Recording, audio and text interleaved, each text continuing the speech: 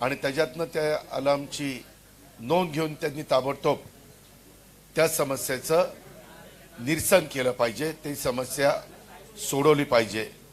आणि तात्काळ जसं माझं आत्ता तुमच्याशी बोलत असताना अलार्म वाजला की लक्ष तिकडे डायव्हर्ट झालं, हा त्याच्या पाठीमागचा आमचा उद्देश आहे। जसं एखादा अलार्म आपल्याला अडचणीची जाणीव देखील करून देतो आणि लगेच काहीतरी करायला आपल्याला भाग पाडतो, म्हणजे अलार्म वाजल्यानंतर आपण रात्री जेव्हा झोपतो त्यावेळेस जर इतर कोणी डिस्टर्ब होऊ नये म्हणून ताबडतोब तो अलार्म बंद करण्याचा प्रयत्न करत असतो, तसं ह्या दोन्ही शहरामध्ये ह्या महत्त्वाच्या ज्या काही 5 गोष्टी आहेत त्या गोष्टी ह्या दूर केल्याशिवाय खऱ्या अर्थाने तिथल्या नागरिकांना एक समाधानाचं जीवन जगता येणार नाही। मला एवढंच त्याच्यामध्ये सांगायचं आहे, आज पुणे आणि पिंपरी चिंचवडमध्ये नागरी समस्यांचा आज बरेच माझे पत्रकार मित्र माझ्याबरोबर होते सकाळपासून, ते मला सारखं म्हणत होते की अजित पवार आमच्याशी तुम्ही काहीतरी बोला, पण मी त्यांना सगळ्यांना सांगितलं होतं मी 4 वाजता तुमच्याशी बोलीन। काही वेगवेगळ्या प्रभागामध्ये रोड शो आम्ही केले। पत्रकार मित्रांनो, अतिशय चांगल्या प्रकारचा प्रतिसाद हा आम्हाला त्या रोड शोच्या निमित्तानं त्या प्रभागातले जे उमेदवार होते त्यांना घेऊन आम्ही करत होतो, इतरही कार्यकर्ते होते, कार्यकर्त्यांचा पण उत्स्फूर्त प्रतिसाद होता, परंतु नागरिकांचा पण उत्स्फूर्त प्रतिसाद होता।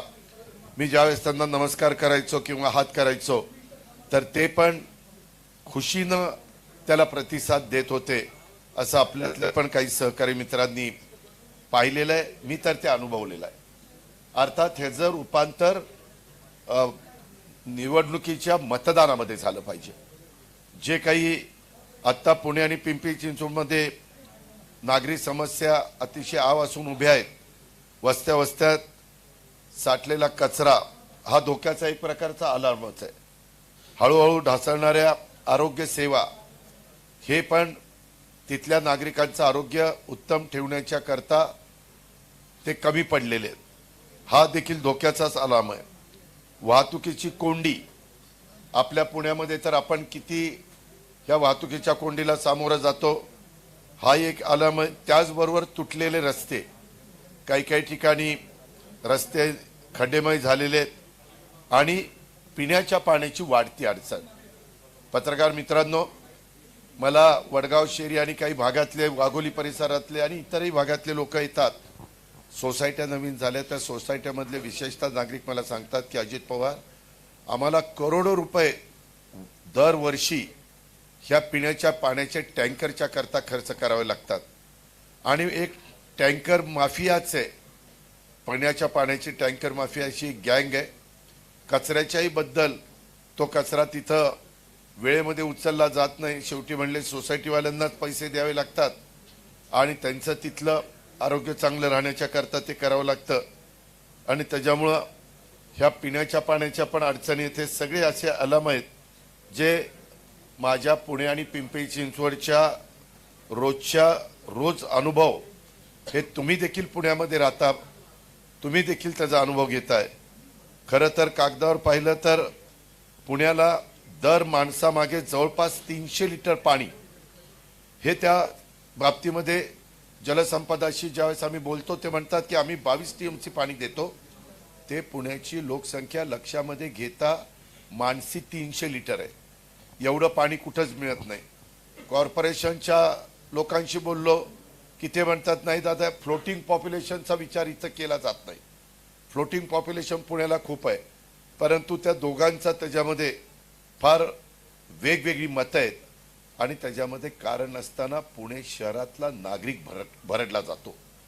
त्याच्यामध्ये चुकीचं पाणी वाटप आहे, कमकुवत व्यवस्थापन आहे आणि त्याच्यामुळं मोठ्या प्रमाणावर आज देखील अनेक भागामध्ये तिथल्या नागरिकांना टँकरवर अवलंबून राहावं लागतं आणि कचरा व्यवस्थेचं देखील चित्रही पूर्ण कोलमडलेलं। मी नेहमी तुम्हाला सांगतो, मी आता सभांमध्ये देखील सांगतो की पुण्यामध्ये स्वच्छता करणारे जे परमनंट लोक आहेत आणि कॉन्ट्रॅक्ट दिलेले कॉन्ट्रॅक्टरची जी लोक आहेत त्या दोघांची बेरीज केली तर 12,350 आहे, पण प्रत्यक्षात रस्त्यावर आणि वस्त्यामध्ये कचऱ्याचे ढीग स्पष्ट दिसतात। आज पण मी ज्या ज्या एरिया ज्या ज्या प्रभागामध्ये रोड शो केला तिथं पण पत्रकार मित्रांनो अनेक ठिकाणी कचऱ्याचे ढीग हे साठलेले दिसत होते. यावरून सांगितलं एक जातं आणि केलेलं दुसरंच, ही परिस्थिती सगळ्यांच्यामध्ये दिसून येते. आजचा पुण्याचा AQI हा 280 पर्यंत पोहोचलेला आहे, जो अनेक पटीनं मुंबईपेक्षा जास्त आहे, बेंगलोरपेक्षा जास्त आहे.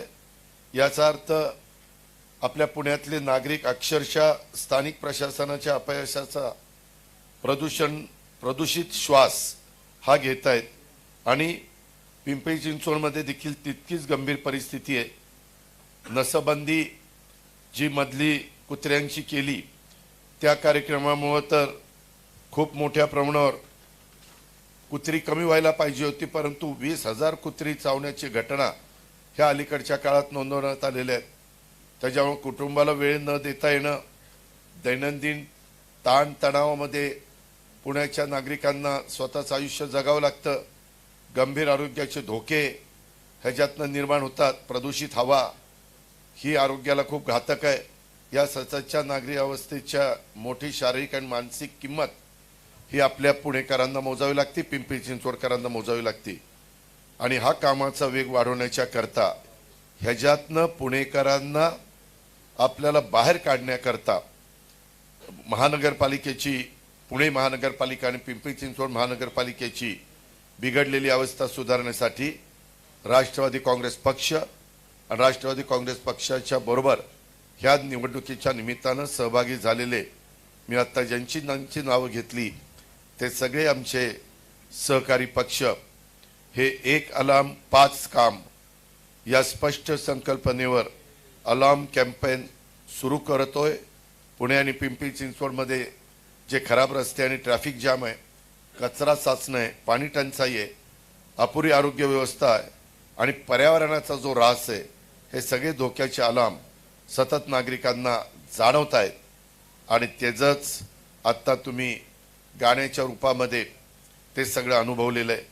हे सगळे धोक्याचे अलार्म थांबवायचे असतील तर माझी पुणेकरांना ह्या पत्रकार परिषदेच्या निमित्तानं आव्हान आहे, माझी पत्रकारांना पण विनंती आहे की हे सगळं थांबवायचं असेल तर पुणेकरांनी घड्याळाच्या चिन्हाचं बटन दाबून, एक आम्हाला लोकांना घड्याळ चिन्ह दाबून स्पष्ट संदेश द्यायचा आहे की आता पुरे अलार्म दाबणं म्हणजे कामाची मागणी करणं, जबाबदारी ठरवणं आणि काम पुन्हा रुळावर वेगात आणि पालिकेत प्रत्यक्ष काम होईल अशा पद्धतीनं सुरू करणं, हा त्याच्या पाठीमागचा आमचा दृष्टिकोन आहे. आज लोकांना माहिती आहे की काम करून दाखवण्याची आणि थांबलेली कामं पुन्हा वेगात सुरू करण्याची ताकद ही निश्चितपणे आम्हा लोकांच्या मध्ये, राष्ट्रवादी काँग्रेस पक्षामध्ये मी त्याचं नेतृत्व करतोय. पत्रकार मित्रांनो, तुम्हाला अनेक वर्षाचा माझा अनुभव आहे. एखादी गोष्ट, एखादी जबाबदारी मी जर स्वीकारली तर त्या जबाबदारीला तडीस नेण्याचा नेहमीच प्रयत्न मी माझं सगळं कसबपणाला लावून त्या ठिकाणी केलेलं आहे. माझ्या सहकाऱ्यांना बरोबर घेऊन केलेलं आहे. उद्याच्याला माझे नगरसेविकांना बरोबर घेऊन आणि अधिकाऱ्यांच्याकडनं पण काम कसं करून घ्यायचं ह्याचा मला मोठा त्या ठिकाणी अनुभव आहे. आणि त्याच्यामुळं एका मुद्देसूद ह्या जाहीरनाम्याद्वारे एक अलार्म 5 काम या मोहिमेचं संपूर्ण रचना आणि सविस्तर आराखडा मी उद्याच्या 9 किंवा 10, कारण मी आज उद्या पुण्यात म्हणजे इथंच आहे, पुणे किंवा पिंपरी चिंचवडमध्ये. 9ला मी महाराष्ट्रातल्या 5-6 महानगरपालिकेच्या दौऱ्यावर आहे, पण 10ला मी इथं आहे. त्याच्यामुळे 10 तारखेला आमच्याकडनं तो जाहीर केला जाईल, ज्यामध्ये ही प्राधान्याची कामं कशी पूर्ण केली जाणार आहेत हे मी स्पष्ट त्या ठिकाणी आमच्याकडनं तुम्हाला सांगितलं जाईल. कारण मी मागेही तुमच्याशी बोलत असताना सांगितलं, पत्रकार मित्रांनो, नुसत्या उणीवा दाखवून मला पण चालणार नाही. आपले पुणेकर हुशार आहेत, फार विचार करणारे आहेत. उद्याच्याला सहजासहजी ते कुणावर विश्वास ठेवत नाही आणि त्याच्यामुळं त्यांचा विश्वास संपादन करणं आणि त्यांना एक विश्वास देणं आमच्याकडनं की बाबा ही कामं आम्ही तुमची करू, कशा पद्धतीनं करू. कारण मी सारखा म्हणतोय भ्रष्टाचार वाढलेला आहे, टेंडरमध्ये रिंग पद्धत होतीये, ठराविकच लोकांची टेंडर मंजूर होतात कारण त्यांचंच टेंडरमध्ये प्री क्वालिफिकेशन त्यांनाच मिळेल आणि बाकीचे त्या प्री क्वालिफिकेशनमध्ये उतरणारच नाही. अशा पद्धतीची तिथली रचना ही काहींच्या दबावापोटी केली जाते आणि त्याची जबरदस्त किंमत पुणे आणि पिंपरी चिंचवडकरांना मोजावी लागते. आणि ज्या नागरिक 5 वर्षांनी एकदा त्या संस्थेकरता, स्थानिक स्वराज्य संस्थेकरता मतदान करतात, त्यांनी मतदान केल्यानंतर त्यांना 5 वर्ष ते सगळं त्रास सहन करावा लागतो, जो गेल्या अनेक वर्षामध्ये पुणेकरांनी आणि पिंपरी चिंचवडकरांनी केलेला आहे. हे मला या पत्रकार परिषदेच्या निमित्तानं आपल्या सगळ्यांच्या निदर्शनास आणून द्यायचं होतं.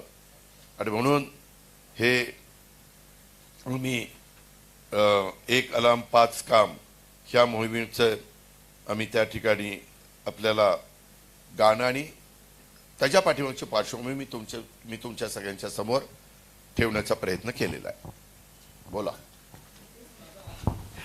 आपले गीताचं प्रकाशन करून घेऊ आणि मग नंतर पत्रकारांना आपण वार्तालाप करता बोलू. आज एक आपण त्यांना दिसत नाही रे, आमची डोकीच दिसत. मला पहिलं अनाऊन्स तुम्ही थोडं थांबू शकाल या साईडला उजव्या हाताला. कोणाला काय तू सांगशील तसं. 15 तारखेपर्यंत तुझं ऐकायचं ठरवलं. 15 तारखेपर्यंत.